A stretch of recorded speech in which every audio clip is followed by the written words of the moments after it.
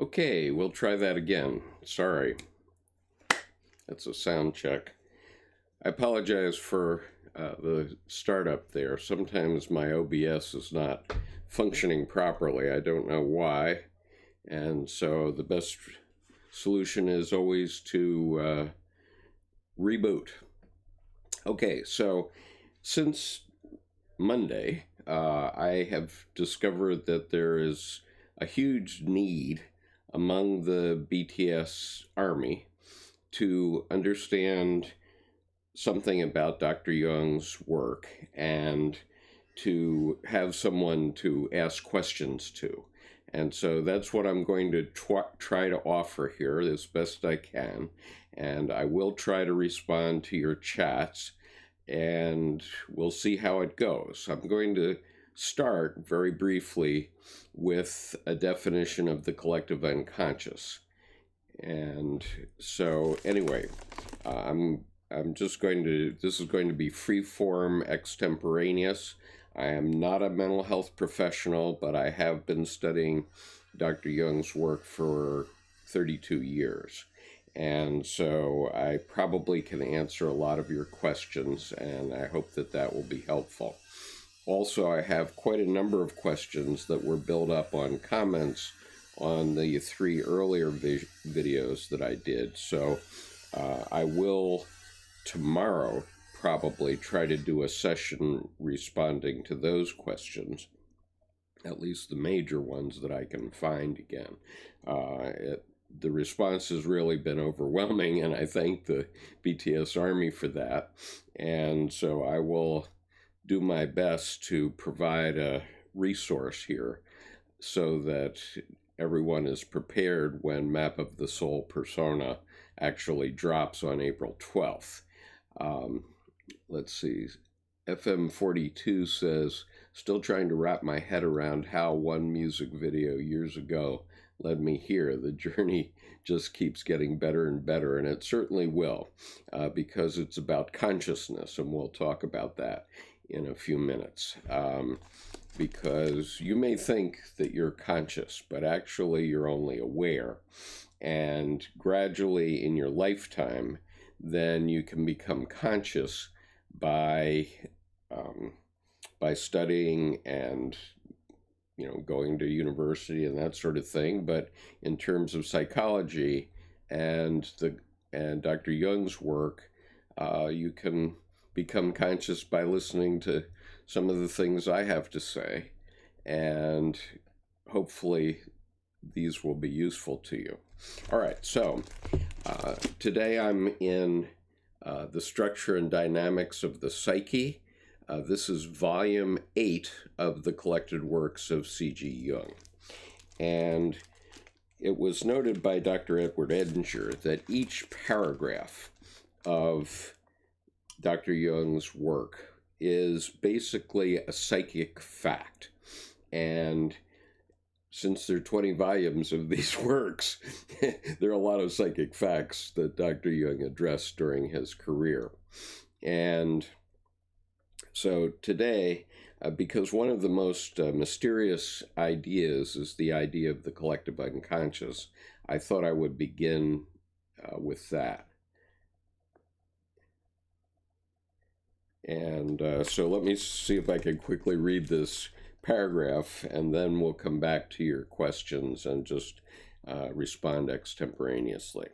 So I'm reading from page 158. This is paragraph 342 of this volume. Now, Dr. Jung's work is typically referred to by paragraph number because there are so many translations around the world and so many different versions that it's impossible to keep track of by page number where things are. So if you actually have a copy of the collected works, you'll see that here there is a paragraph number next to every paragraph. And so this is paragraph 342 of volume 8, The Structure and Dynamics of the Psyche. The collective unconscious contains the whole spiritual heritage of mankind's evolution, born anew in the brain structure of every individual. His conscious mind is an ephemeral phenomenon that accomplishes all provisional adaptations and orientations, for which reason one can best compare its function to orientation in space. The unconscious, on the other hand, is the source of the instinctual forces of the psyche and of the forms of or categories that regulate them, namely the archetypes. All the most powerful ideas in history go back to archetypes. This is particularly true of religious ideas, but the central concepts of science, philosophy, and ethics are no exception to this rule. In their present form, they are variants of archetypal ideas created by consciously applying and adapting these ideas to reality. For it is the function of consciousness not only to recognize and assimilate the external world through the gateway of the senses, but to translate into visible reality the world within us. And so let me just explain very briefly how this manifests. That's what a cathedral is, or an office tower in Manhattan, or a yacht, or an iPhone. All of those items are manifestations of the collective unconscious. And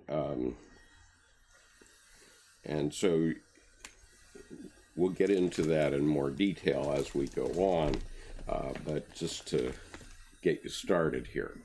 Okay, now I'm going to go to your questions as best I can, if I can keep up with you. If you're really anxious to have me comment on something, you can always hit the $sign at the bottom and make it a super chat. I'm not expecting lots of money here. I've been running this this YouTube channel for 3 years, and I've earned practically nothing from it. And I do this as a labor of love, but I do see that a lot of popular channels do have so many people on chat that it's very hard to keep track of what people are asking. And so I will do my best, and I'll stay with you as long as I can. I have a advanced reading group seminar at 1:30 today, so I won't be able to go too much over a 2-hour limit here. And I'm not going to just respond to all the hellos and that sort of thing. I'm very glad to see you. I will go through the detailed chat later to see if I've missed something. Let's see.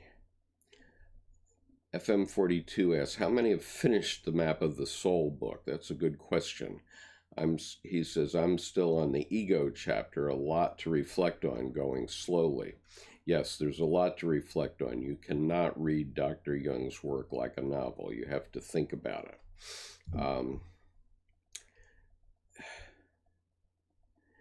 And Lavinie Corella asks, you said before that youth now is more individualized. Why do you think that's happening? Actually, I don't mean individualized. I mean individuated. And I think it's happening because people are gaining consciousness younger than they were before. And that's a function of the internet. I mentioned the other day the TED Talk by the Indian gentleman who had put a laptop in a nook in Chennai, and he just wanted to see what would happen, and it got lots of interest. And when he came back 2 months later, an 8-year-old boy said to him, "We need a faster modem." And so what's happening in the world is people are becoming more and more conscious much faster. I mean, things that in the, well, let me give you an example. I read a statistic that said that a person in the 15th century were exposed to about the amount of information in the Sunday New York Times, just one issue, in a lifetime. Okay, so that's a person 500 years ago being exposed only to the information in one issue of the New York Times. And now people around the world can go at their own speed, and so smart ones are going faster than less smart ones. People who have access to the internet are going faster and faster. And so things are changing vastly and in a hurry. And one of the big issues that happened that people didn't really notice, it took 500 years to come along, but what happened when the scientific method was introduced in the 16th century, in the 1500s, was that science started to punch holes in the myths of religion. Okay, that doesn't mean that religion was wrong. I'll explain that in a minute. But it does mean that things that were taken by people as physical facts were no longer seen as physical facts. They are psychic facts, and I'll get to that. But for example, and the churches had tried to prevent that throughout history. So from the time of Christ up to 1500, anytime anybody said anything about a direct connection to God, they were considered a heretic and they were burned at the stake. And partially this was the Catholic Church trying to protect its position as an intermediator between God and the individual. So the priest would tell you what God said. You couldn't go find out for yourself. Now that's a little less true in Islam, where in Islam, parishioners or followers of Islam tend to have a direct connection to God. I'm not sure they know what it is per se, but they do have that direct connection. And so, what happened over 500 years is science kept putting more and more and more and more holes into all the different cultures of the world as they had developed up until the scientific method was introduced. And so when the scientific method was introduced, oh my God, all these holes got punched. And we have all these cultures around the world, which I talk about them being culture pots, because Dr. Jung was talking about alchemy, and alchemy was about a chemical action that's going on in the psyche, in the head, right? And so these were pots of ideas that people had. But as soon as the internet opened up, about 24 years ago, 1995, when the World Wide Web really got going, all these culture pots around the world were getting holes punched in them extremely fast. And so now the younger generation, you folks, are disoriented. You're saying, what's this all about? I'm confused. Whereas in previous centuries, children weren't confused. Parents and priests and ministers and mullahs taught them what to think, and you will think this way, and this is the way it is. But as soon as the internet opened, wow, everything got changed. And so you can imagine,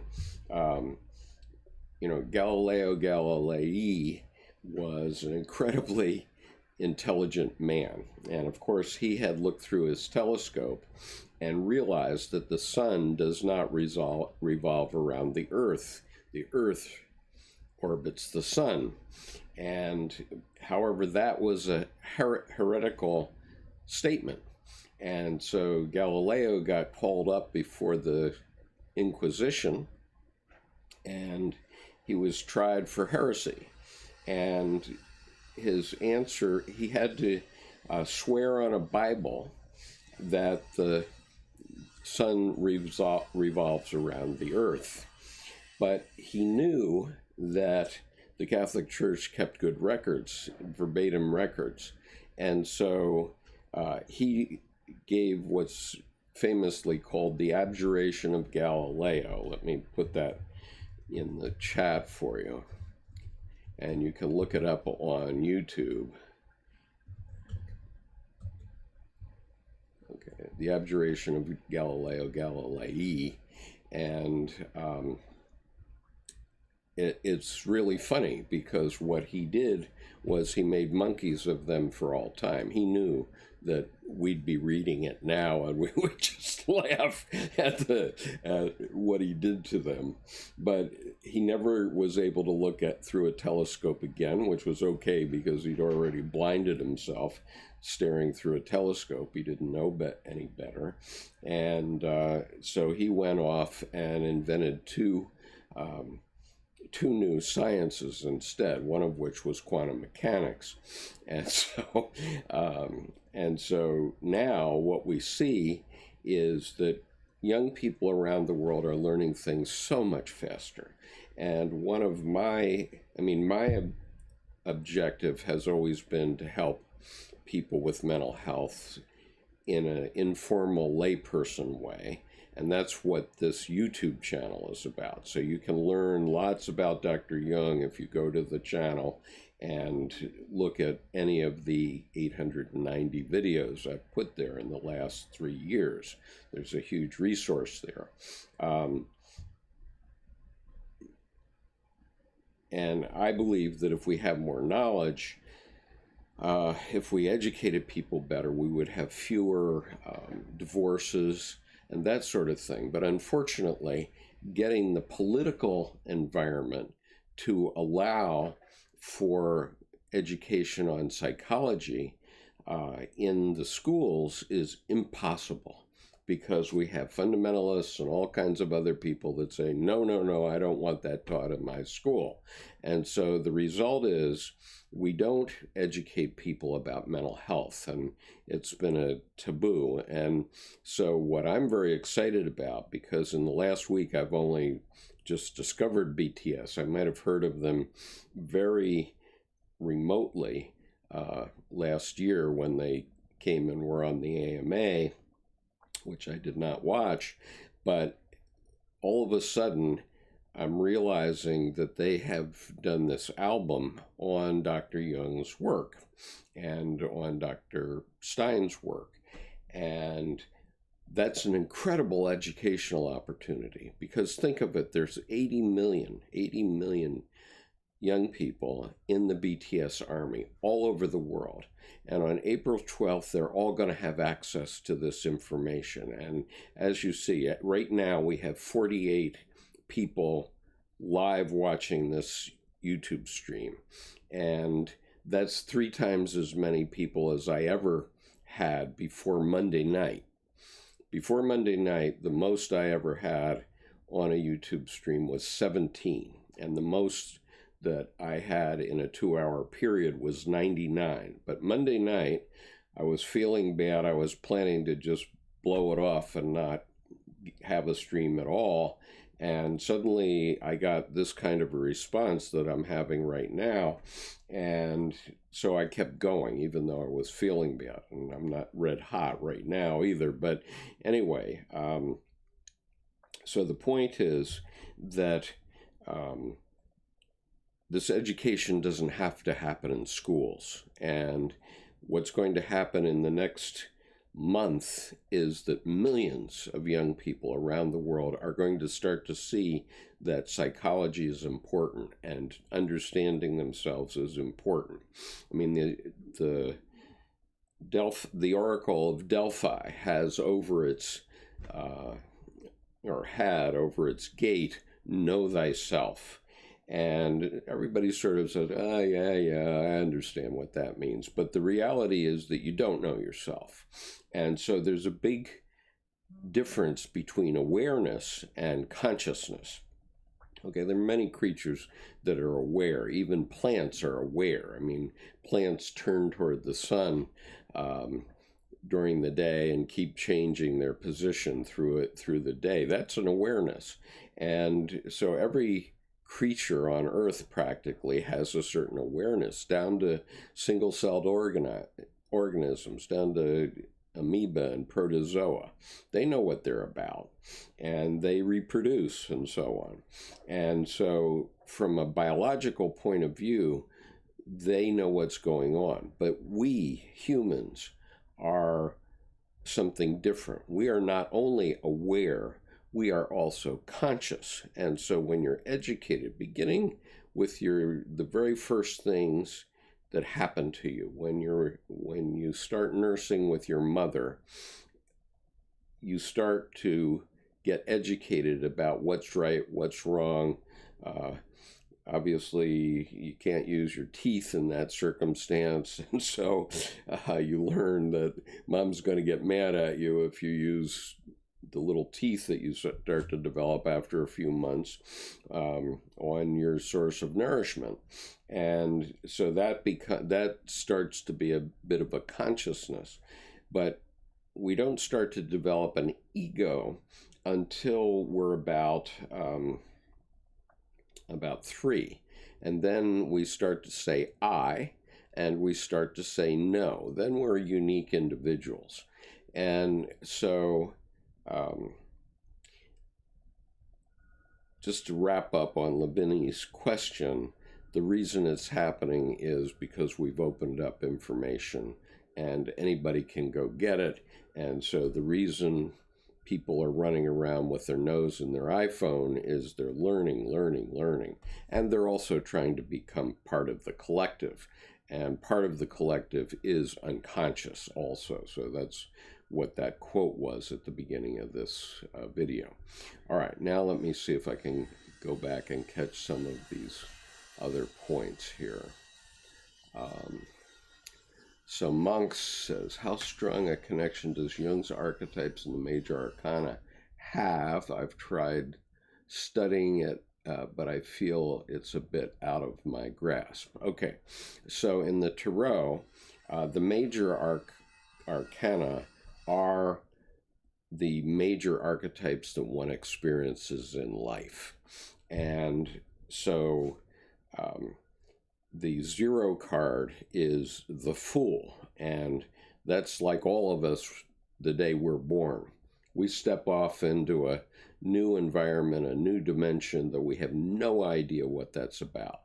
And so that's the Fool stepping off on a new project or journey. And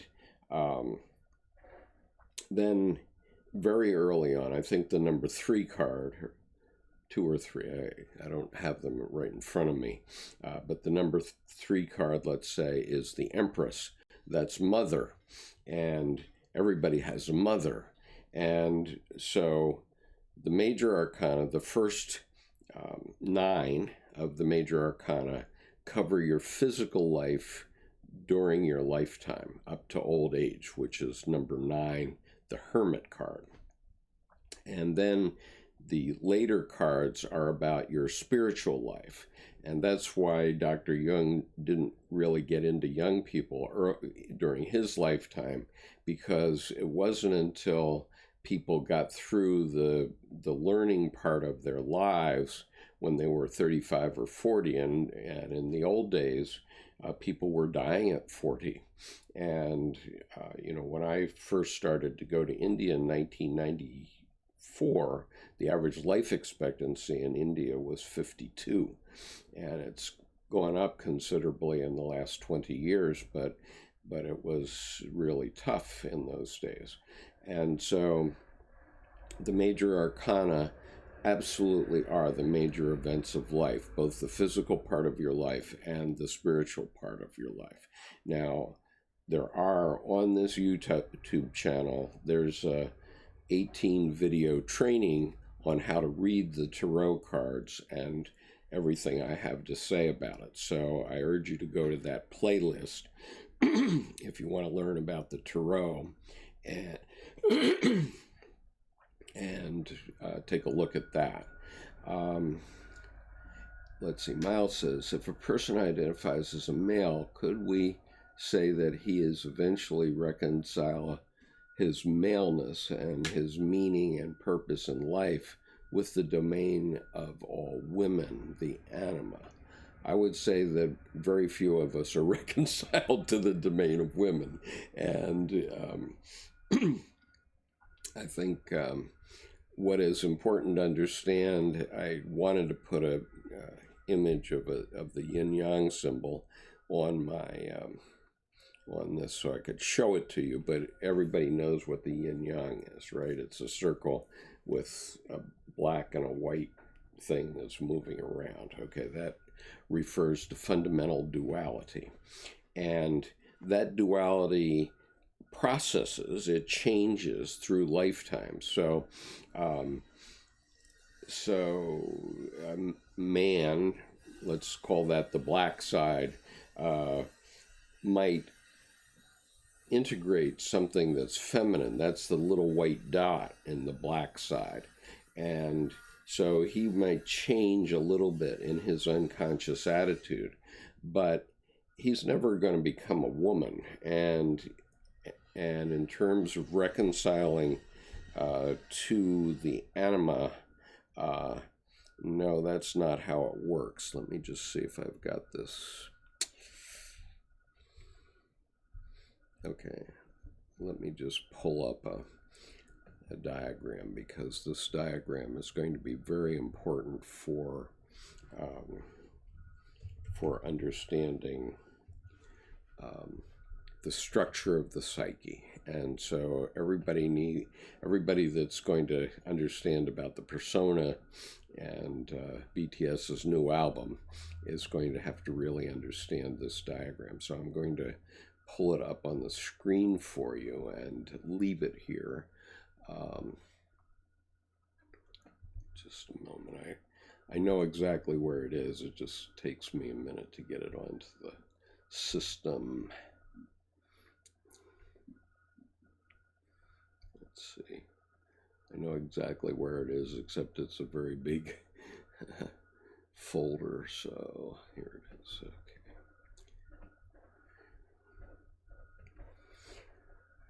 Okay, let me cut down its size.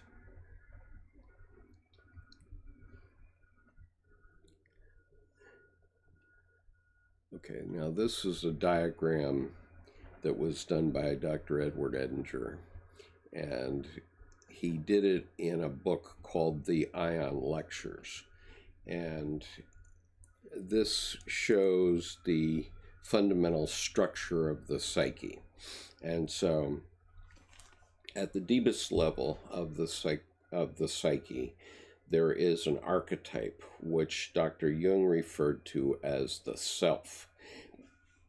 And it's also referred to as the God image, and it's also referred to as the greater personality. And you can find some links to some of these ideas in the description of this video, and also there's lots of discussion about these things on the YouTube channel, so you can explore that in good time.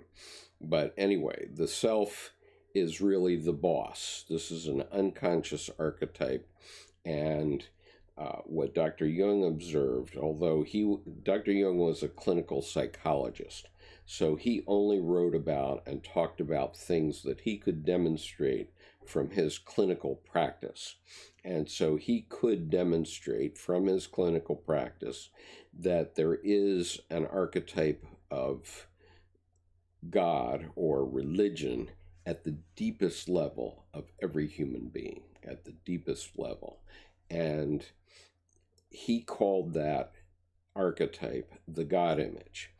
But there's a little twist, which is that human beings can't tell the difference between the God image and the metaphysical God, the God that theologians have always talked about. And so Dr. Jung and Dr. Edinger and many other Jungian analysts were always very careful not to talk about the metaphysical God, because they wanted to try to avoid offending theologians. And why? Because theologians and all religions have been mental health, Dr. Jung called them grand mental health schema that developed spontaneously as a result of this archetype called the God image over millennia. And they all have served humanity throughout the world in different ways, and for good and for bad, obviously. But they all developed from that fundamental archetype. And they all have different ideas, metaphysical ideas, about how everything fits together. And there was no psychology, so they were the psychologists of the time. And so if you go to a priest and confess your sins and get them off your chest, it's about the same as going to a psychotherapist and getting your sins off your chest. It works the same way. And so it was only at the end of the 19th century that people started to really put psychology together as a science. Now, what's different between Dr. Jung as a scientist and other physical scientists? Well, physical scientists are able in many cases to solve for X. So they hold all the variables constant and they say, oh, we're only going to let X change, and we're going to see how different things that we change in our experiment will change X. Well, it doesn't work that way in the psyche, because there's so many things mixed up and confused in the psyche that you have to think of the psyche in terms of psychic facts, and this requires experience, true experience. You don't get anything from the psyche until you have an experience of it. And so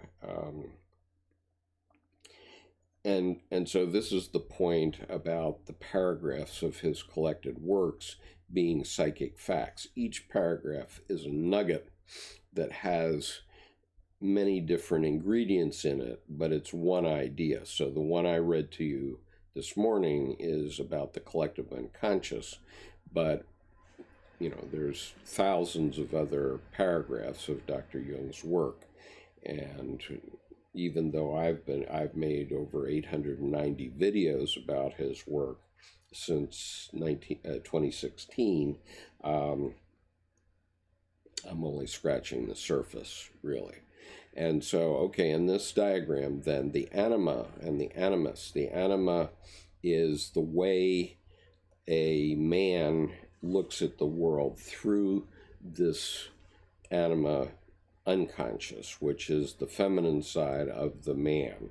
And the animus is the masculine side of the woman. Now, these are generic, so it's not perfect, and it says nothing to do about gender or orientation, nothing about that. But in general, let's say for 90 to 95% of everyone, a man's ego sees the world through this, think of it as a contact lens, that the self communicates to him through this anima, and the self communicates to the woman through the animus. And the ego then, as you see here, has a shadow. And so each one of these ego circles at the top has a shadow down from it. He only put one of those cones in there. And the shadow represents the inferior side. So thinking of the yin-yang thing, every duality that is in our psyche, and there are thousands, there are principal ones, they're big ones like man and woman, but there are thousands of them. Every one, you will generally come down as a dominant on one side or the other. And you probably won't be, the other side will be inferior to you. And so all of those elements are in the shadow. So part of the shadow is things like, well, I wouldn't have wanted you to see me an hour ago before I showered and shaved because, that's not a pretty side of my persona. And so I wouldn't want you to see that. But my persona is I normally pretty much in the wintertime always am wearing a starched shirt. And in the summertime, I wear a polo shirt for all of my videos. So I don't come and do a video without shaving and looking relatively respectable for an old American guy. Okay, let me go back. And so it's important to be conscious, Miles. It's important to be conscious of your inferior side and the inferior side of all the major dualities, but chances are you're not going to do more than be conscious of it, and then to integrate that knowledge, that reality in your psyche. That's an important thing. Okay, coming down now, Monk says, okay.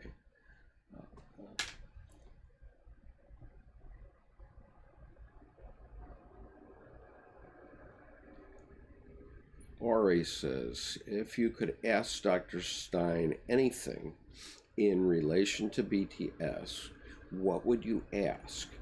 And here's the thing. I don't think Mary Stein has much thought of anything about BTS as yet. Okay, he can explain his book to you, but I don't think he's really grokked the significance of what this album is going to mean.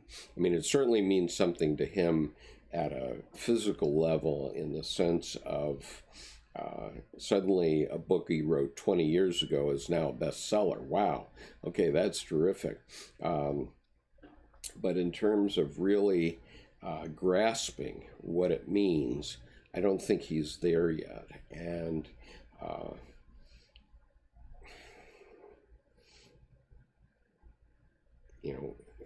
he said some insightful things in his interview with Laura London, and I have tremendous respect for Dr.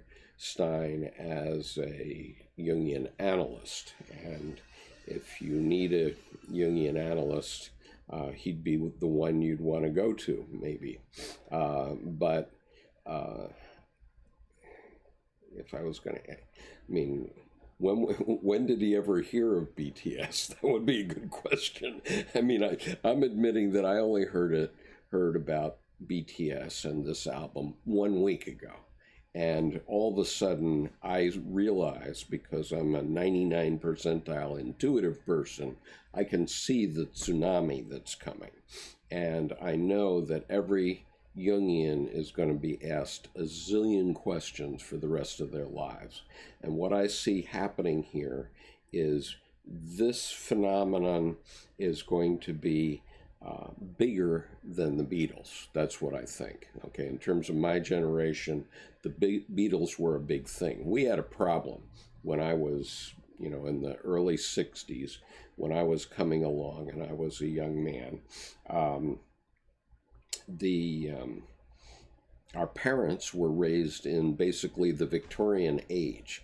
And so when the Beatles came along with a little longer hair and a noisy sound, our parents were appalled. And so it's not that your parents aren't going to be appalled too, okay? But the thing is, your parents have been through the Beatles, and so we're going to tend to be more tolerant about this phenomenon, this tsunami that's coming, than our parents were. And so in that sense, it's going to be a little bit better environment. But obviously there's, when young people are coming up, when they're teenagers, they always think that their parents are wrong. Okay, and I did too. I wanted a motorcycle when I was in high school, and my father wouldn't let me have it. And I was very angry about that. And 3 weeks after I left Japan, I was going to high school in Japan. 3 weeks after, my mother bought a motorcycle for my brother. And I was furious, absolutely furious. And so teenagers always think their parents are wrong. And it's only later, perhaps when you get up to 25 or 30, that all of a sudden you say, wow, they have a lot of wisdom. And that's just a transformation we go through life. And so, let's see. BTS Replay says, why there are more than one book? I'm sorry. Why is there more than one book? Well, let's imagine this. You know how big the universe is, right? And you know about the deep field image where they pointed the Hubble spacecraft or space telescope at a dark place in space, which if you held it at arm's length would be at the size of a grain of sand. So they pointed the Hubble at that for 10 days or 11 days maybe. And when they developed that image, they found 1,500 galaxies in that image that they had never seen before. Astronomers had never seen before. Galaxies, 1,500 of them. And each one of those would have billions of stars in it. And so the psyche is every bit as big as the physical universe. And oh, by the way, there's 7.5 billion of us, human beings, and every universe is different. Every psyche is different. And so the enormity of what is out there, you can only scratch the surface of in a lifetime. And so Dr. Jung did a very good job of getting to the depth and creating this map so that we can think about our own psyches and think about the psyches of others. But why is there more than one book? There's a lot more information there than one book. Monk says, is there a book or reading material you would recommend to beginners? Jung's work requires a lot of reading and understanding, but to build a strong base, any work you would personally recommend? Well, obviously, I would recommend taking a look at this YouTube channel because I put 890 books and 890 videos, and there are 3 playlists that focus on the 3 years worth of work that I've done on this YouTube channel. And so the first book, a book that Dr. Jung himself, so I've just put the names of the 3 playlists. So if you go to those 3 playlists and start at the beginning, you can be brought along fairly well because I do my explanations in this sort of a way so that people can follow them. It's a lot of material. It's over 500 hours of material at this point. But if you want to really understand, you can do that. The first book that I discussed in JRG1 is Man and His Symbols. Now, Man and His Symbols was a book that at the end of Dr. Jung's life, he had a dream that told him that he should make a book for a layman. Okay, he had always been writing for professionals all his career, and so he wasn't trying to bring laymen along. And he got very complex in his work, and so he just couldn't stop. And so, and another thing is, in his books, he didn't go back and say, well, here's a summary of what I've got so far, and now I'm going to talk about this. He never did that. He just, after 1944, when he had a heart attack, he said, I don't have time to go back and bring everybody along. So I'm just going to keep going, and you guys have to catch up later. And so that's what he did. So his later books don't have any summary of what he did before.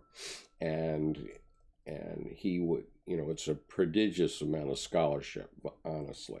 But what he did, at the end of his life, he had a dream. And in that dream, he was in an auditorium, something like the UN auditorium that RM was in a few weeks ago. And he dreamed there were all these laymen in the auditorium. And that told him that when he woke up, that told him that he should prepare a book for laymen. So he did, and the book is called Man and His Symbols. So he wrote a part of it, the first part of it, and then several of his closest disciples wrote other sections of it. But it's written with a layman in mind. And when I first bought that book, and I urge you to try to find the hardbound edition of that book, which has color plates in it. Unfortunately, the paperback edition of this book is, the images are in black and white, and they're very small, and it's very difficult to quite understand what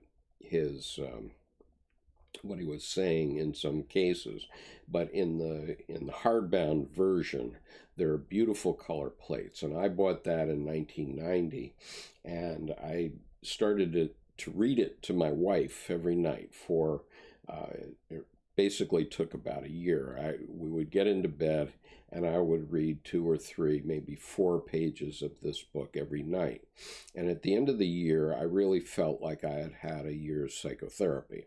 And it really helped me quite a lot at that time, and that's now nearly 30 years ago. Let me just show it to you. I don't have it right here, so...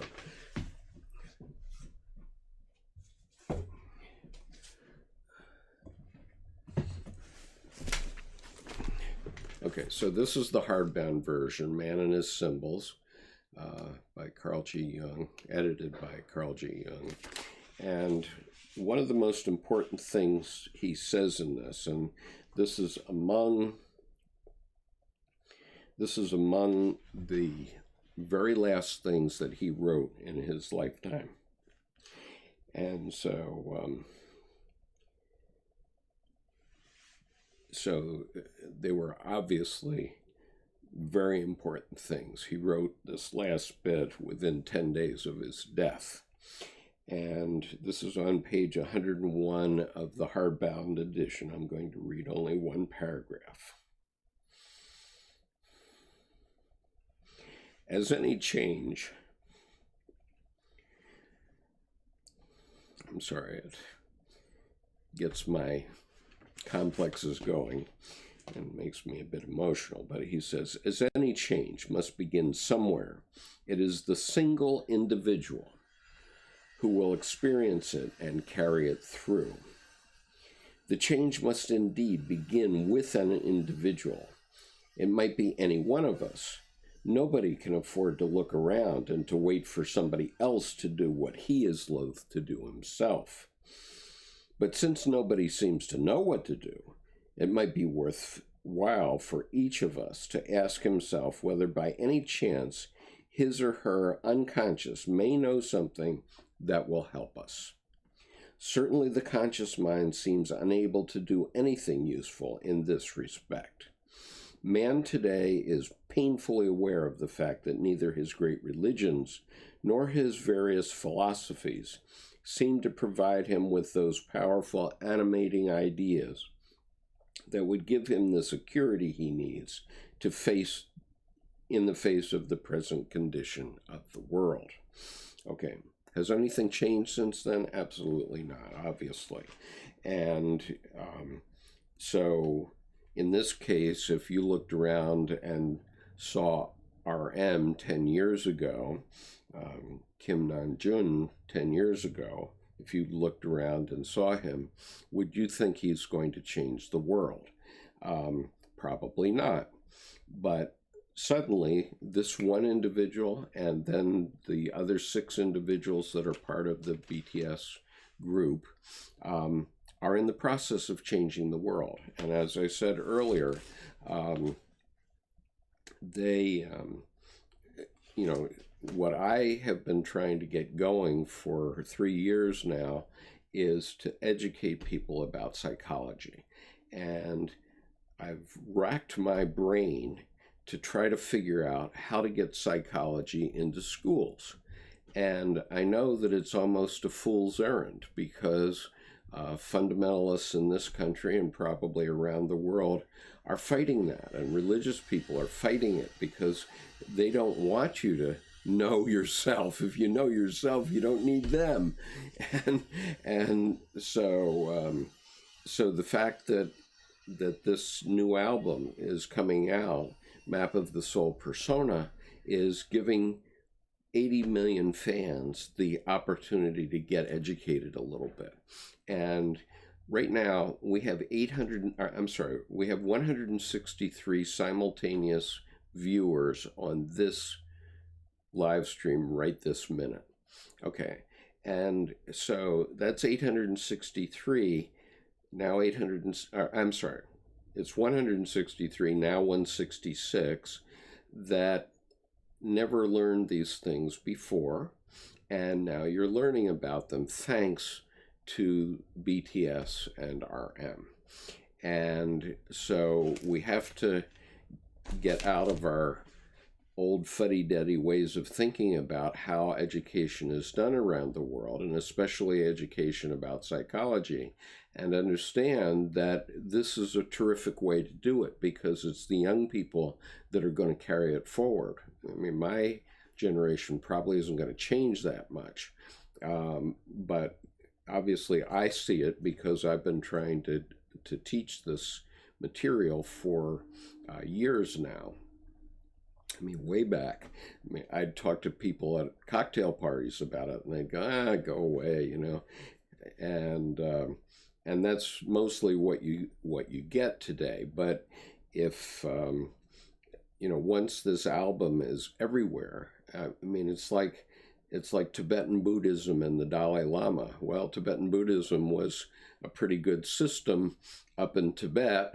And, when I was a young man, when I was in the 9th grade, there was a mysterious play called Lost Horizon about a Westerner who went up and met with the Dalai Lama. Okay, well, that was swell, but that wasn't going to get Tibetan Buddhism very far.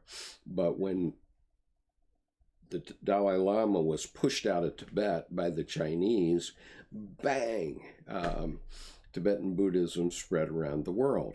And the Dalai Lama understands the value of that. And so now we're seeing that happen with BTS. And so, Dr. Jung's work has been around for 100 years, and various people have known about it. It was kept in a very, very tight circle for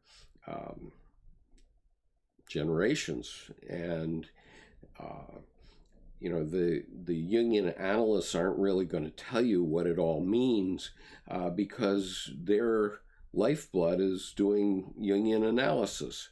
So if you go to a Jung group in your local community, and there are Jung societies all over the world, what you're going to get is somebody's going to tell you a nice myth about Persephone and Demeter or something like that, and you'll say, oh, golly gee, that's an interesting myth, and you won't really understand what the hell they're talking about.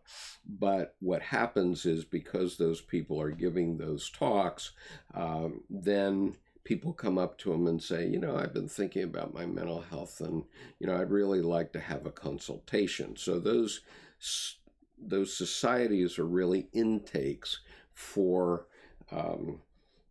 Jungian analysis, except that analysis is really for the 1%. It's really for people who can afford $150 a week for an hour's Jungian analysis.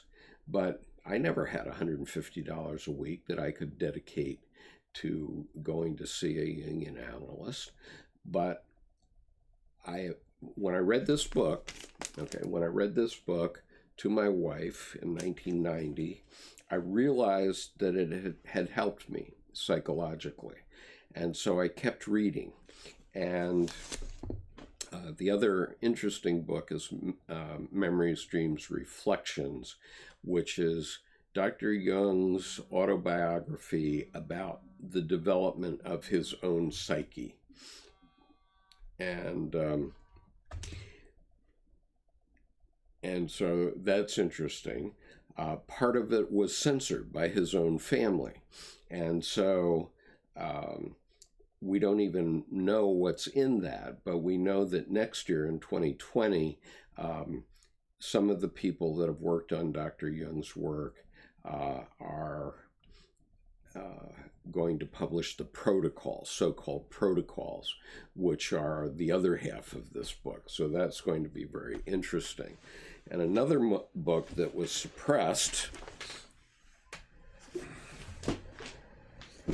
is this book, the red book, so-called. And you can see how big it is. Okay, it weighs about 15 pounds.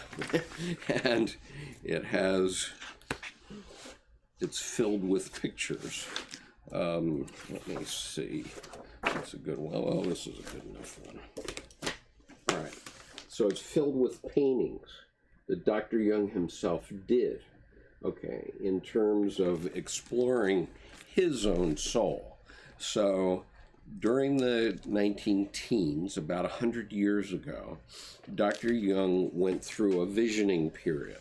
Now, he was fortunate because he was a psychiatrist at the time, so he could manage the process of doing this visioning.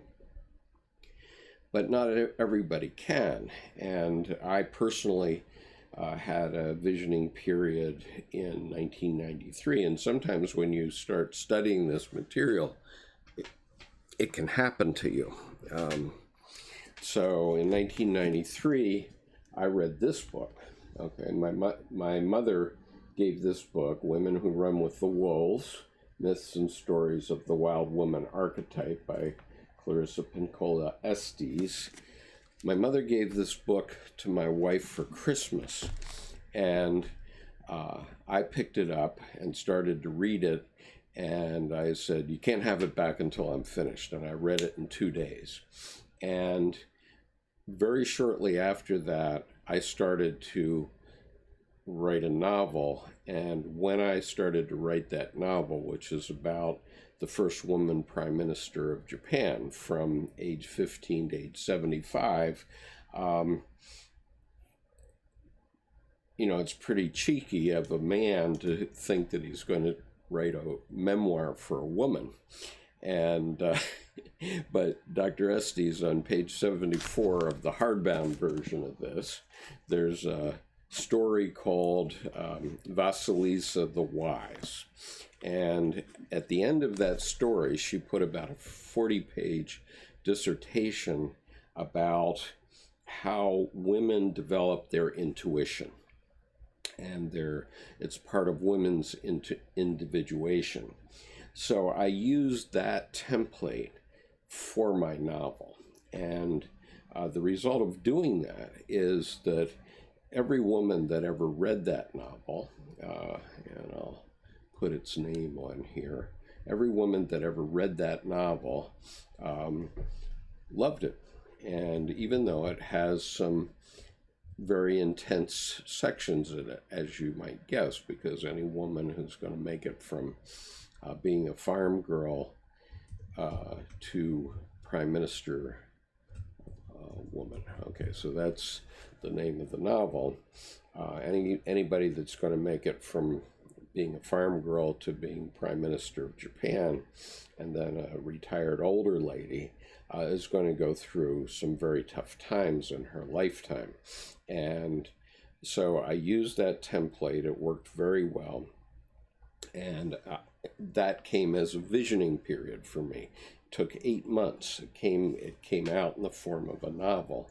And myself, the the self archetype, which you see in this image here, wrote it for me. My conscious mind took no part in it. The vision came directly through. Well, so Dr. Jung had a visioning period like that starting in 1913, or even 1912 perhaps, that lasted 5 years. But fortunately for him, he was a trained psychiatrist with about 15 years experience by then, and so he knew what to do with it. I didn't know what to do with it, and so I put it in my drawer for 21 years. I finally did publish it on Amazon in 2014, but only as a Kindle book.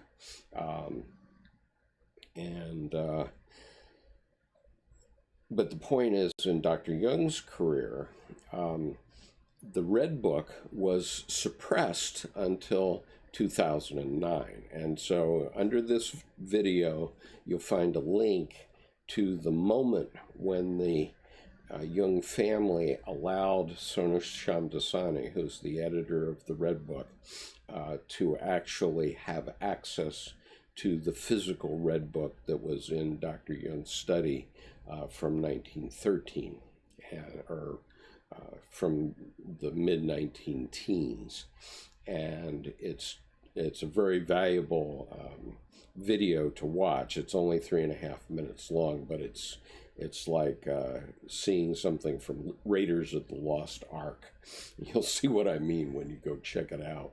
And so what I understood was that I could work with my own mental health by reading Dr. Jung's work. And so that's why I've been at it for 32 years, because every time I have some difficulty in my life, and I've had a few, I go back to Dr. Jung's work and start reading, and as soon as I do, within a minute or two, it calms me down. And there are a lot of reasons for that, which I'm not going to go into here, but it does encourage me and calm me down. And, you know, I've done some interesting things in my life. I've served in the U.S. Marine Corps to the rank of Lieutenant Colonel. I've started many different businesses, but one of those businesses I started on my back porch, and we started it in 1998, and it went public in 2005, and immediately after that I lost my life savings in the crash of 2008. And so you have to be strong enough to be able to deal with the slings and arrows of life, and that's what Jungian psychology does. And you need to go through the Job archetype many times in your lifetime. I'm going to repeat it here because I say it all the time, but it's contest, defeat, lamentation, rebirth. And what that means is that we're all defeated sometimes. We're all flawed and we make mistakes, and you have to be defeated, and then, okay, then you go and lament. You know, you go in your room and you suck your thumb and you think about the fact that you were defeated. But then you have to go on. You have to lament about it, and then you have to be reborn into the next thing. And so an example would be The Voice, the famous television program, The Voice. They're doing a marvelous thing for society, because everybody who is a teenager thinks they can be like RM. And so they get a guitar, they go out in their garage and they antagonize their parents, and some of them get through and do start to write songs and are quite good singers. But, you know, the reality is that most of us can't do that.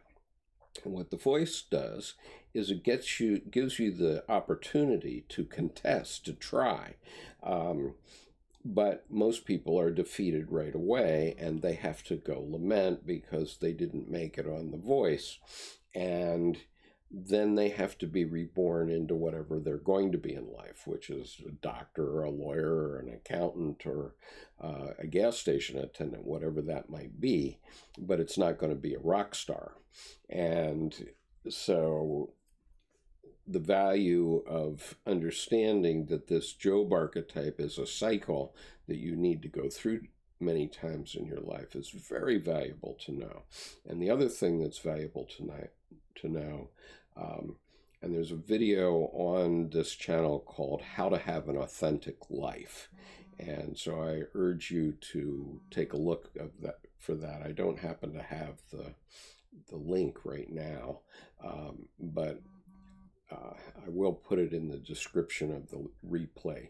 But How to Have an Authentic Life, when I was employing people in business in various places, I would always ask them during a job interview, what is the biggest mistake you ever made?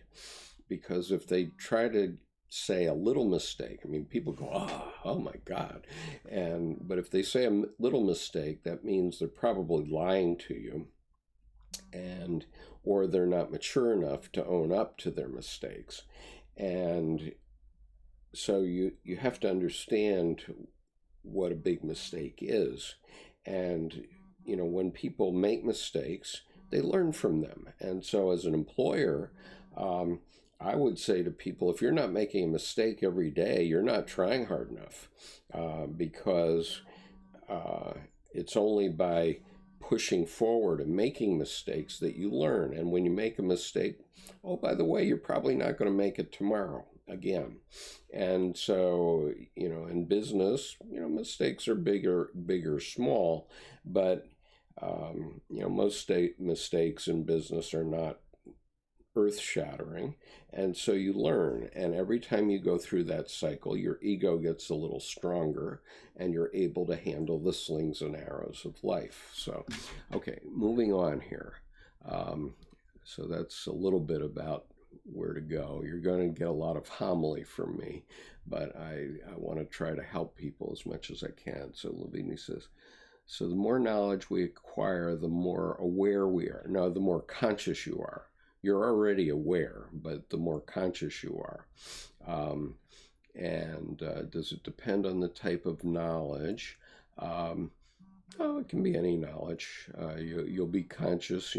Doctors are conscious of some of the nasty little facts about mental health or medicine that the average human being isn't necessarily conscious of and probably doesn't want to be conscious of.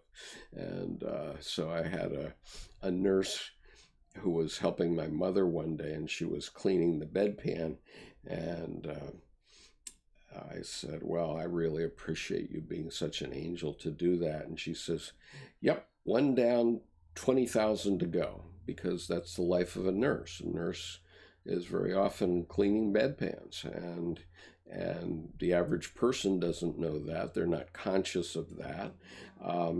But, that's a fact of life if you're going to be a nurse. And so would it make a difference if the information is false?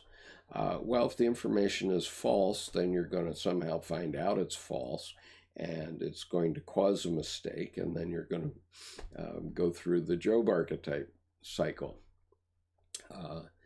Monk says, but it's still going over my head. I personally need something that's more to the point. I've read that yet for a strong base. I require a more textbookish text, something that gives direct info. Well, as I said, man and his symbols or memory streams, reflections. BTS Army says, true in Islam, people talk directly and pray to God, no need for an intermediate. Okay, that's great. BTS Replay says, actually, I do not speak English. Well, I'm sorry for that. I can do what I can do. What I am going to do is look into YouTube and how I can make it possible for some of you to contribute closed captioning for some of these videos in your own language, and I'll see how I can do that. I currently don't know how to do that directly. There are some translations in Arabic on some of the videos. The videos by Dr. Edward Edinger, especially, there's 2 videos called Edinger's Portable Analytic Hour. You can find them on the homepage of the YouTube channel.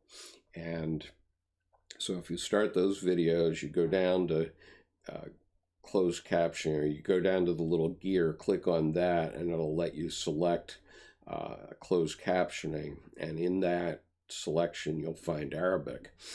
So I have put several Arabic translations on Dr. Edinger's work, and so look for those. And then, as I say, I'm going to look into in the next few days how to make it possible for volunteers to put translations on these videos. But I don't know how to do that yet. So I'm going to learn that from the internet, and I'll let you know. And also, because of the importance I see in what's happening with BTS, I am going to start trying to do a daily live stream, probably at 10 a.m. at Eastern U.S. time, which will be 11 p.m. Korean time. The other night, on Monday night, I was getting Korean followers who were just having to go off to work. So now I'm trying to make this available for Korean, European, and Indian followers. It'll be a little easier at 10 a.m. And I already provide an hour a week for people in the United States. That's on Monday nights at 8 p.m. But I am going to try to do something regular at 10 a.m., at least for the foreseeable future. As I start to learn what the lyrics are of the album, of the new BTS album, and then I'm going to try to talk about them in this sort of layman fashion. It's not easy. I understand it's not easy, but with Jungian psychology, in order to get conscious about it, there's no good place to start. I mean, really, you just dive in and start swimming, and eventually you start to get it. But we have this tidal wave of interest coming at us, so I'm going to do my best to fulfill that need, because yesterday I was sitting in my doctor's office, and I looked down at my iPhone, and I get this notice from YouTube. It said, you just got your first video with 1,000 likes on it. Okay, that was a notice on my iPhone. And from the time that I got that notice until I turned it on to look at that actual video to see how many likes there were 1,600 likes.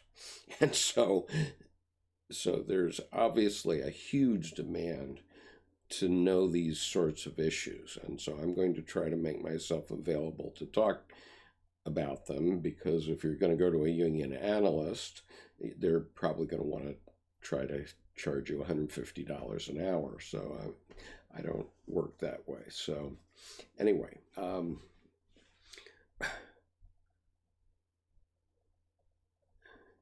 Truth Unleashed says, this is the best source for explaining Jung. Thank you. Grenade says, sometimes the internet can make groupthink worse if we only see agreeable opinions. They put us into echo chambers. If we challenge the beliefs a lot, there can be more learning, trying to understand. Absolutely.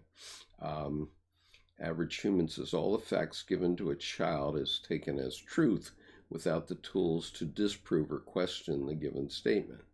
The age of information, indeed, absolutely. Grenade says, trying to understand other opinions. Zubanoun says, this is really interesting. In my country, they mostly teach us about Freud.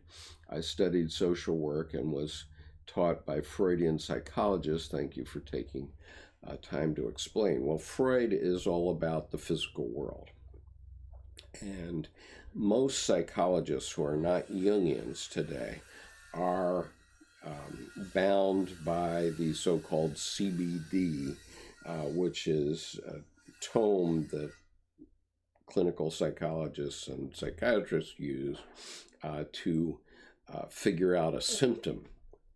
And so in mental health, they don't do analysis much anymore. The days of lying down on the sofa and having this nice dream with Dr. Freud are few and far between, except for the 1% maybe that can afford it. The Jungian approach is never to do that. The Jungian approach is to simply sit across the room from a person and talk to them, as I'm doing here, because we're all human beings, and we want to demonstrate that we are human beings, and so we don't have this godlike doctor up behind us making us dream and also taking us back to every screwy little thing that happened in our youth, and it's all about sex. Okay, well, that's a Freudian view. The Jungian view is that, okay, whatever happened to you, and so let's analyze what it is that we can help you with to integrate that, make it part of your life, but go on from that. So in other words, to do this lamentation that you need to do, and then be reborn into the next thing you're going to be in your life. And so, so it's completely different. And also, psychiatrists today will prescribe drugs. And unfortunately, last year we had 72,000 people in the United States die from opioid overdose. So maybe that solution isn't going to be the best solution going forward, and we better all just learn how to know ourselves. Thank you, Debbie. Debbie, my wife, was kind enough to bring me a coffee, a mocha,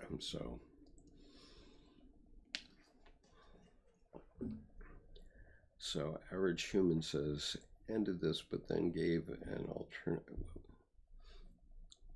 alternative that is arguably harder to have a firm grasp on.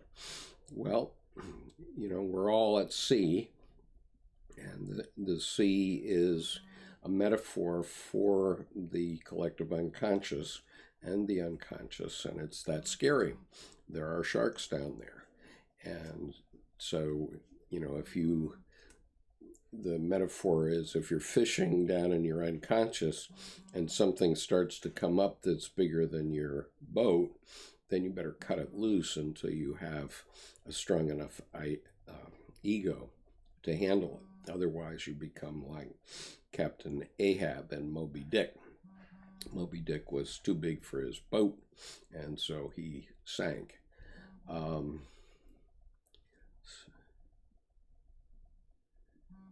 And BTS Army says, actually, I feel bad that we don't study in schools. Well, me too, but there's no choice, so we're going to do it here. And so Granat says, congrats. Yeah. FM42 says, go to his channel, because I think he started a new stream as he got some technical issues. Oh, yeah, that was me, I guess. Zubinuna, I saw that in some schools you don't learn philosophy. It's crazy. Yeah, I mean, these days the conservatives, the 1%, are just trying to turn everybody into robots. Think of the visuals in RM's trailer for Map of the Soul Persona, where you've got all these robots that are gold, and so they're just trying to teach you how to speak a little bit and how to write a check, and then you're good to go. That's what the 1% think. And they don't want you to think for yourself. And what you can see is that archetypally, the unconscious doesn't accept that. And so somewhere, something will break out. And BTS is a perfect example of that. It's an example of something is needed in society that we don't have, and we're going to break it out so that we do have it. And so what RM has done here is brilliant, because we can't get it into the educational system because there's too many blockages to doing that. He just makes an album about it. Now, 80 million people are going to hear about it all around the world, and lots more too, because of this tsunami that we have coming. And then, we won't care about traditional education for psychology. Paula says, I don't even have psychology in school, so I picked up the book by myself, and I'm really enjoying this. Okay. Monix. Psychology isn't taught in many schools too. That's really disheartening. That's what we're talking about. Okay, Ore says, the next BTS mantra. I did get a super chat, so I'm going to respond to that. Robo Becca says, can we work on to face our shadow, or does it have to manifest itself? I've heard dreams are one way, but what are there other ways to discover the unconscious? Also, how do you start interpreting dreams? Okay, that's a lot of questions, but for a super chat, I will respond. Yes, we can work on our shadow and think of our shadow as our inferior side, but there are two spirits that are coming up from your unconscious. One is from the dominant side and one is from the inferior side. The part that's from the inferior side can have genuine evil in it. I'll give you an example. When I was in college one time, I had a very favorite professor. He was professor of Asian history, and I was in a lecture of his one time, and all of a sudden I had this vision of myself having a machine gun in my hand and spraying across his chest. Now, I loved this man. He was like my father in a way, because when I was in college in my freshman year, I was in an auto accident. My parents were still living in Japan, and I was totally lost. There was a young man sitting next to me who was killed. Fortunately, I was not driving, and somebody that was near me was killed. It was actually on the right side of the car, and I was on the left. And so this professor had gotten me through that very tough time like a father. And nonetheless, I'm sitting in a class 2 years later with the same man, and his name is Edwin B. Lee, for your information. And I get this vision that I have a machine gun in my hand and I'm going to spray it across his chest. Well, that's an evil vision. That's a terrible vision. And so you have to have an ego that's strong enough to reject that vision. And so there's a biblical verse that relates to this, and that's 1 John 4:1. Okay? That's the first letter of John. It's at the end of the Bible, 4:1. And it says you have to know to test the spirits, because the spirits come up through us, and you have to know which is good and which is bad, and you have to make a judgment on that. And obviously that vision that I had was a very evil vision, And of course, I never did that, but you never want that to come out in your life. And so I don't think I've ever told that story before, so you're the first.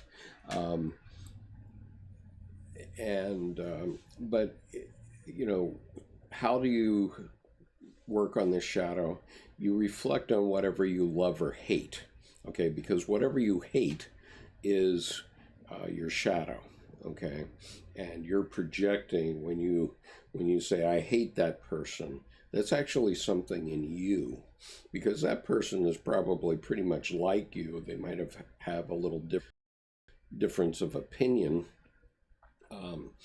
but in many ways they're like you. I mean, I can take our president for the moment.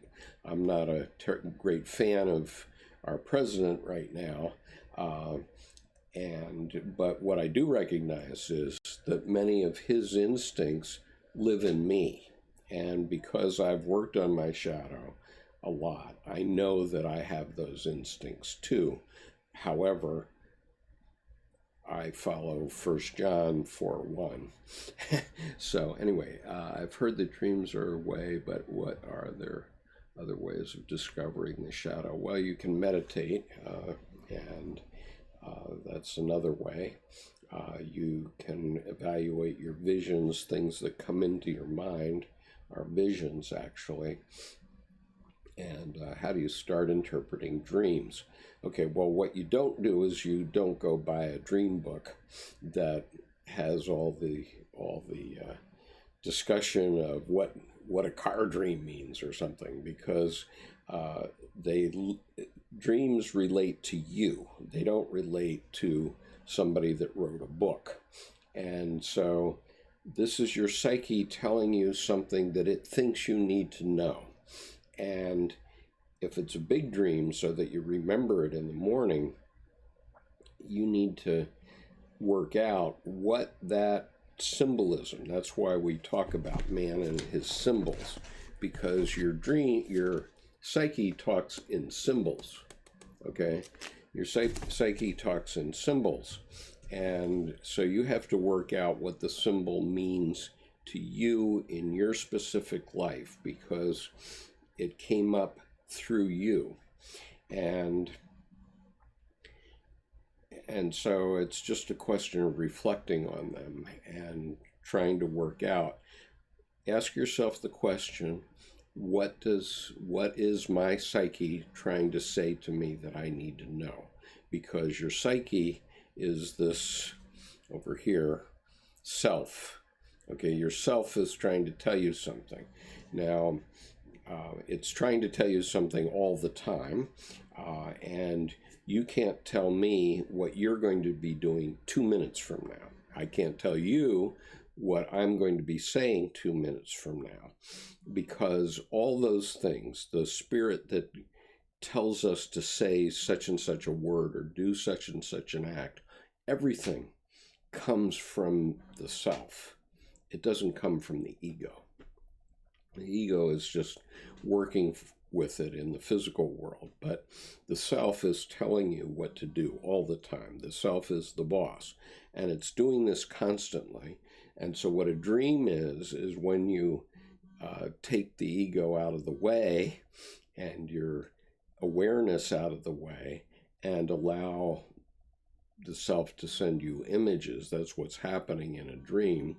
And it's doing that 7 by 24 by 365, but you're only aware of it when you have a dream, which means you're not in a state of rest and you can somehow remember it. But these images are coming up all the time. So you're thinking of something you saw, etc.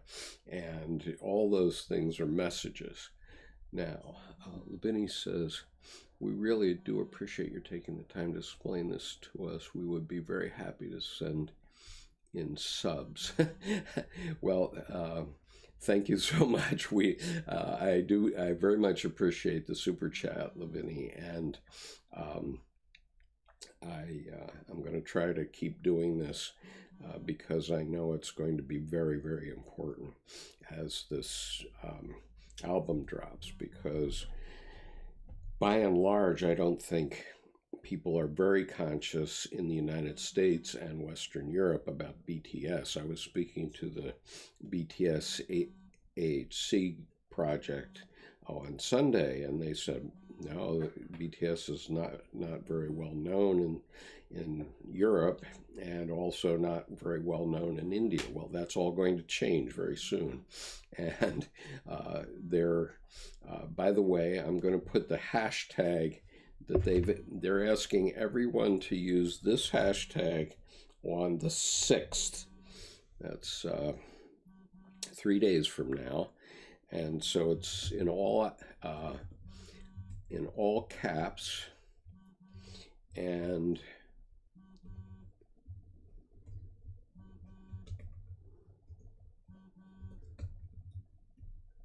okay, so that's the hashtag they want you to use on the 6th of April. And their objective is to get 27 million retweets of that hashtag on the 6th of April. And if they do that, that will set a record for the most YouTube retweets. So I'm doing my part for the Army to get that through.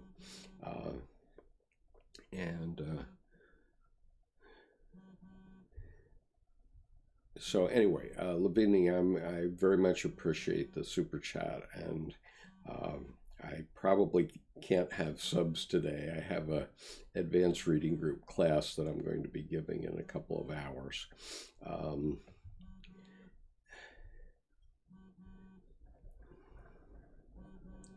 Okay, no. All right, so I'm losing myself in the chat at this point, but I will try to randomly select some things to address. I am going to cut this short in a couple of minutes so that I can prepare for my other class. I will try to get online around 10 o'clock Eastern time tomorrow and for the next few days to see if we can handle more of your questions. Tomorrow, I think I'm going to try to answer some of the questions that came up from the previous videos, and maybe some that are in this chat that I haven't gotten to yet.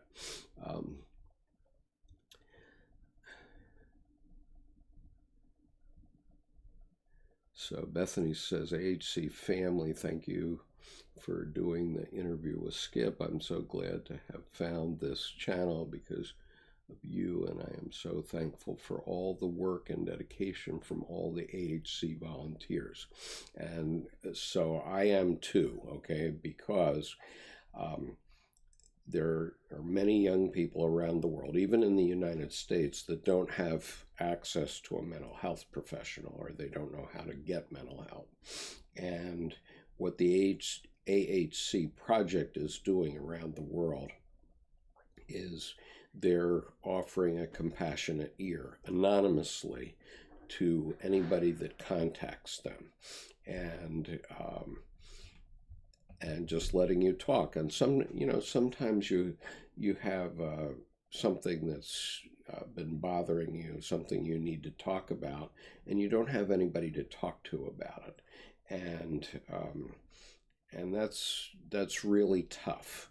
And so I think that I'll put the link on here, the main link, BTS AHC. These are volunteers around the world who are trying to help people in about 20 different languages. And if you go to the interview that I did on AHC, Army Help Center, you will find the list of all the different AHC accounts in all the different languages. And so please do go find that. And if you need to talk to somebody about any topic, just go do it. You want to talk about you just broke up with your boyfriend and you're really depressed or whatever it is, just go talk to those folks. And I'm going to promote what they're doing as well as I can, because I think it's just phenomenal. And, most of us don't have $150 an hour to go talk to a mental health professional. And so these are people who are volunteers. A couple of the ones that I spoke with are in India, and they are psychology students. They're undergraduate psychology students, but they're willing to lend an ear. But there are people all over the world. All the European languages are covered.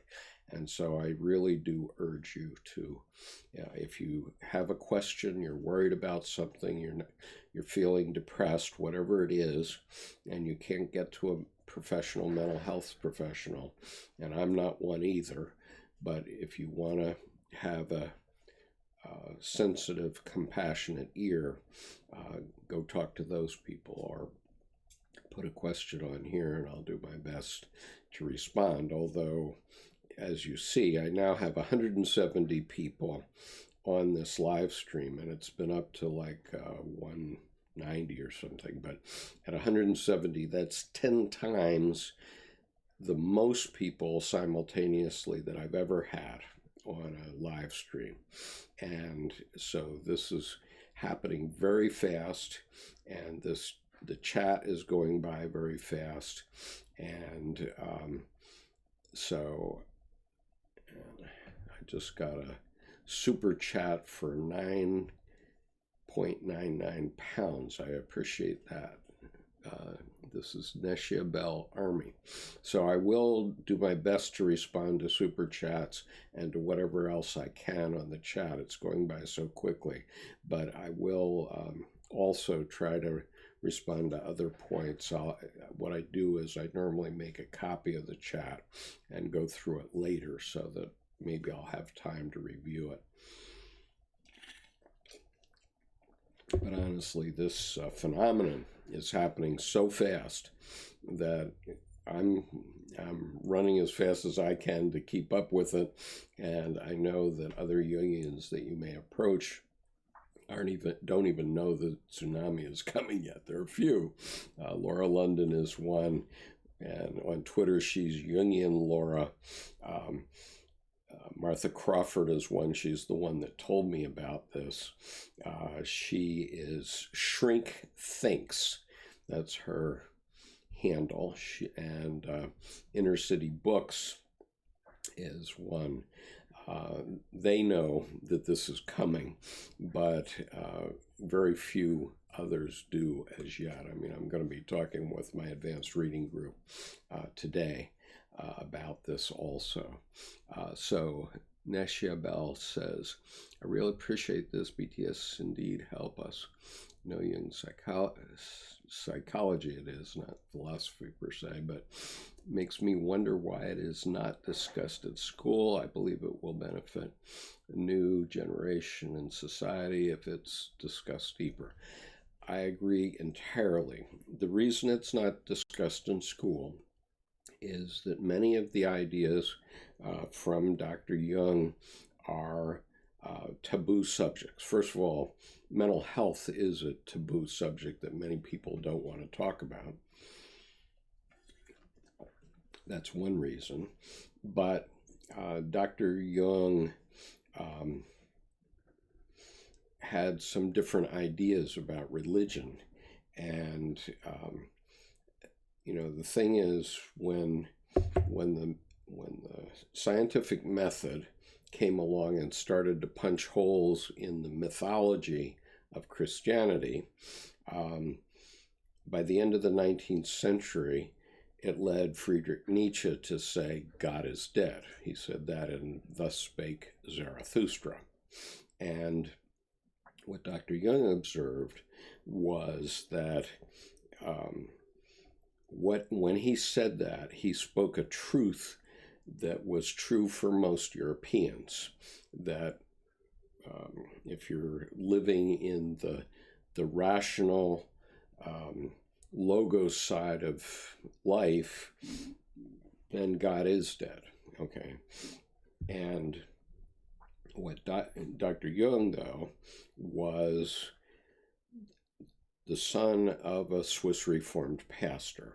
And for him, in his early youth, God was dead for him too. His father had lost his belief, and Dr. Jung had some very dramatic visions in his early life.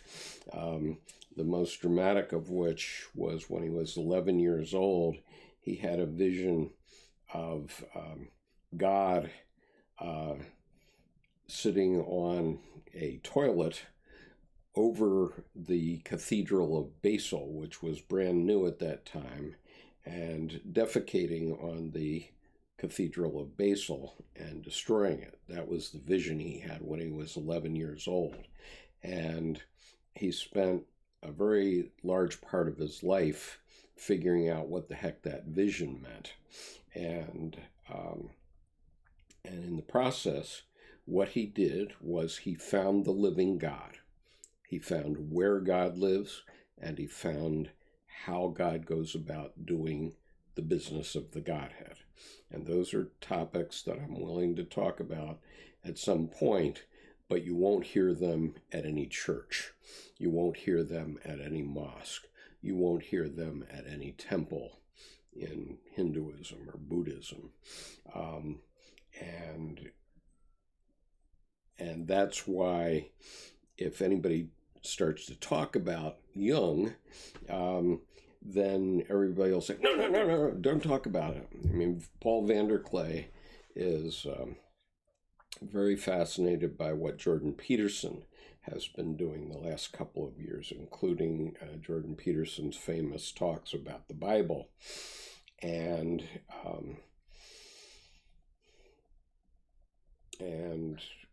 what Paul hasn't gotten yet, he hasn't grokked it yet, is what Jung was really saying.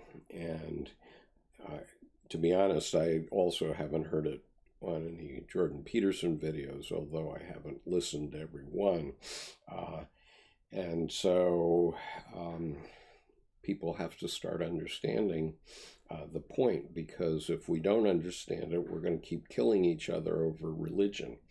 And what Dr. Jung did was he cracked through to the source of all religions, okay, not only Christianity, but all religions. And the diagram that I have had on the screen through most of this live stream is about that. And, you know, that's going to be hard for a lot of theologians to accept. And it's about having a direct experience with God, which the church, for 1,500 years, it was the Catholic Church, but even after the Reformation, it was all the Protestant churches too. The church has always wanted to intermediate between people and God. And so when Dr. Jung came along, they said, oh, he's just a Gnostic, you know, you can't listen to him. And, you know, this is because in the 3rd century, Gnostic philosophers were talking about some of these psychological issues and having a direct experience with God. And a lot of those men and women were burned at the stake. And the only things we have that talk about what they were doing are things written by their enemies, the Catholic Church, which again kept good records. So we know something about the Gnostics, and we've only, since Dr. Jung's life, discovered a few more Gnostic documents. But Dr. Jung wasn't a Gnostic per se. Dr. Jung was no theologian in any case. He was a professional scientist, and what he wrote about was what he found in his clinic. And he had patients from all over the world in every religion and every race and so on around the world, and to include the Algani tribe in Africa, the Pueblo Indians in Arizona or New Mexico, and many others. And so in the process of his research, he did find what this all meant. And so it's hard to express here in so many words what the significance of that is, but I can tell you that I'm one person. I'm a 99th percentile intuitive person. So I see the tsunami coming, and I see how it's going to change everything. And so I'm going to do my best to help you, the BTS Army, change things. And to the extent I can point you to the right places, I will do that. So thank you very much, Neshia Bell Army, for your super chat. Let's see. Jerome says, Hermann Hesse and Carl Jung became friends while Hermann was undergoing psychoanalysis under Jung's assistant, J.B. Lang. Yep. So that relates. Jerome's comment. Jerome is one of my regular subscribers, and he's extremely knowledgeable, especially on the MBTI, just for the record. So if you see Jerome Waddle's name on the chat, go back and subscribe to his channel as well. And what Jerome is referring to here is the fact that an earlier BTS album was based on Damien, which is a very famous Hermann Hesse novel. The other very important, or another very important Hesse novel is Siddhartha. And it's not precisely about Siddhartha Gautama, the Buddha, although Siddhartha in that book does meet the Buddha briefly. So Chris says they released their trailer MV, which has quotes from Jung and also some symbols. The lyrics are available too. Do you think you'd be able to touch base on that? I'm going to do my best. Actually, Jerome did provide me with lyrics of this first song, and I do understand that there are BTS fans who are producing translations and lyrics of all these songs, and have done in the past, and so I will try to go back and look through those, but I'm a one-man band, and so this is really a huge undertaking that we have going here, and I can only do so much. And as I say, I do have a advanced reading group that I have to meet with at 1:30, so I'm going to have to call an end to this pretty soon, but I wanted to share some ideas with you. And so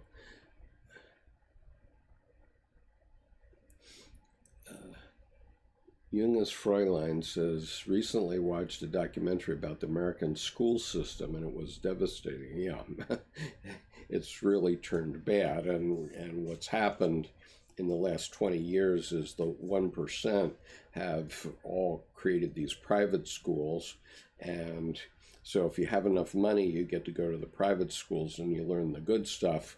And in public education, they're just teaching you enough to work at McDonald's and earn minimum wage. So that's a very scary idea.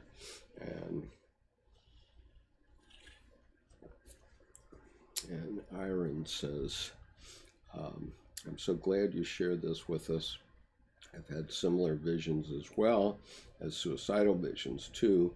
Glad always differentiate it was wrong, and BTS helped me avoiding the second becoming true. That's great. Okay. And, you know, I think many people have suicidal thoughts. And back when the crash happened and when I lost my life savings, I had suicidal thoughts. And one of my neighbors, who had an extremely successful business, a nursery business in my community, and everybody had huge respect for him. He has a beautiful house and so on. And he got in a rowboat, went out in the lake and shot himself, killed himself. And I just said to myself, no, I want to know how this comes out, and that's what the two streams are about. So at the time, my instinctual reaction was every time this suicidal thought came up, I would say, perish that thought. I want to know how this comes out. And what I didn't realize at the time, because I hadn't gotten far enough along in my own Jungian understanding, was that was, you know, a shadow from the two streams. And fortunately, I had a strong enough ego that I could select the right stream, rather than the stream that says, "Oh, go kill yourself. You're not good enough." And I said, "No, I want to see how this comes out." But you know, a neighbor who was my age, who had a very successful life, 5 children, a big house, all kinds of things, he just couldn't take it. And so, what I would urge is that everybody know this Job archetype. Remember in the book of Job, which happened 500 years before Christ, all kinds of nasty things happened to Job, and he had a lot of visions with God. And but always he would lament about it. He would be defeated, he would lament about it, and then he would be reborn into something new. And because he didn't give up on God, ultimately he had tremendous success. And that's really what this Job archetype is all about. So something happens to you, there's a contest of some sort, you're defeated. Obviously, if you're not defeated, then you're going on and things are getting better for you. But if you're defeated, then you have to lament about it, and then you have to be reborn into the next thing. And it's obvious that BTS and RM have been through this cycle many times. They've been beaten down not only by their parents, but also by the K-pop industry itself. And it was only because they had strong enough egos that they were able to crash through that and be reborn now as this globally famous band. And so you want to be like BTS. You don't want to be like my neighbor who shot himself. Let's see.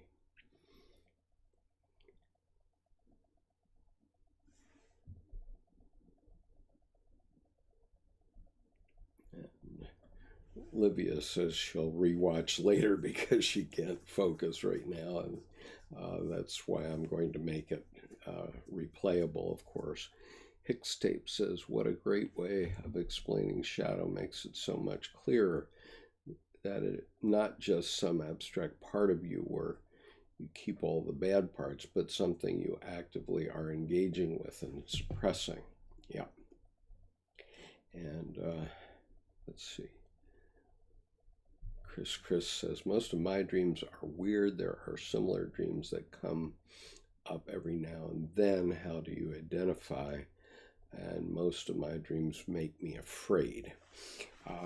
Well, if your dreams make you afraid, then your unconscious is trying to tell you something, and you need to go back and evaluate what it's trying to tell you. And what I would say is that every creature, everything that you communicate with in your unconscious from your dream, for example, is a part of you.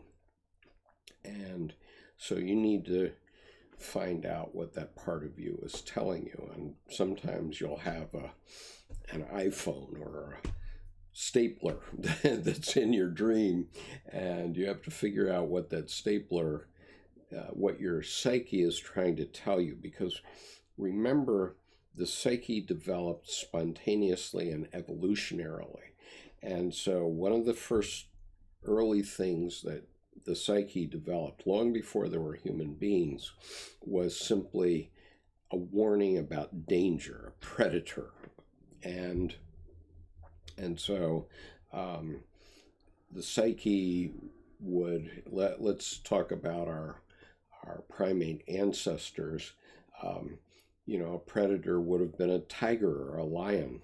And so if the psyche of one of our primate mothers flashed an image of a tiger in her head, then that would be a warning that there was actually a tiger there.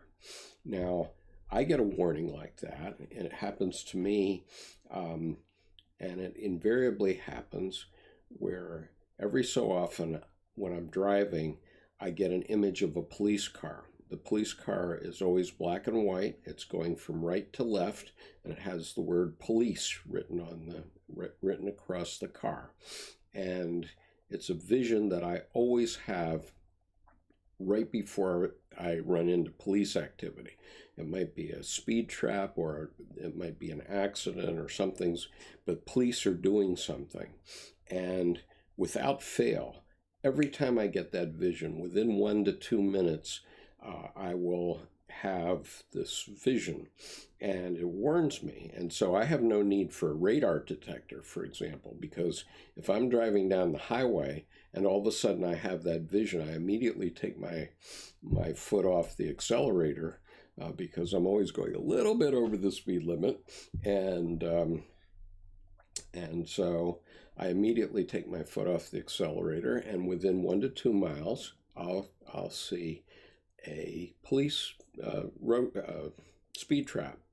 And so I know that that's what that vision means. And so that's, I hate to say this about our first responders, the police, but my psyche is sending me that message saying predator.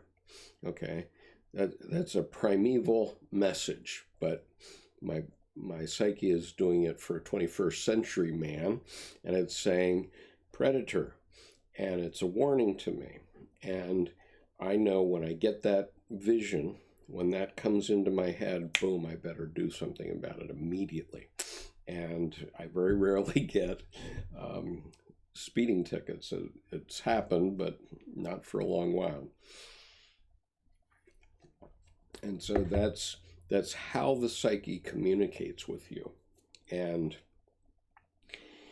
if you miss it, if it goes by and you can't remember the dream in the morning, well, don't worry about that, because your psyche is communicating with you all the time, and it's just a psychic process that's happening. And your psyche will go on to the next thing, and it's just a function of your psyche. It keeps coming. And so when you're asleep, it can get through to your consciousness in dreams, or when you're awake, it comes through in vision sometimes if it's important. But your psyche is telling you things all the time. It's telling your cells to reproduce. It's telling you to breathe 12 times a minute. It's telling your heart to beat 72 times a minute, whatever it is. And all those things are happening in your unconscious. And so the part that is your psyche that you can in some way communicate with, it's constantly doing that. It's a process of the unconscious. And so if you miss it today, don't worry, there'll be another one tomorrow. But, if you have a disturbing dream, it's very worthwhile to analyze that. Now, one thing I want to be very clear about, sometimes I do interpret my own dreams for an interaction like this. I never interpret other people's dreams, okay, because I'm not a mental health professional. I know nothing about you, and so I can't interpret your dream for you. I can interpret my own dream for you, but you're going to have to do it for yourselves. And if you really need to, you should see a professional, because if you really are afraid of something that you're dreaming, then it's probably useful to go see a Jungian analyst and have them help you with it, because they do have a lot of experience. So Miles says, the person who is understanding that the Creator put you here to be the consciousness of good versus bad will understand that crazy and evil thoughts will only be just thoughts. Okay, fair enough. Bethany says, I'm right there with you. It's hard to concentrate. Oh, okay. I'm sorry. I guess I saw that one. Okay, I'm sorry. I think I missed most of the recent chat, and I'm going to have to stop because it's 12 o'clock and I have another seminar that I have to participate in. So thank you very much for joining me today, and especially thank you very much for the super chats. And I will be available probably tomorrow at 10 to do this again. And Carrie Mel says, I'm in the process of trying to interpret my dreams. I'll probably find someone to do this professionally too. That's very wise.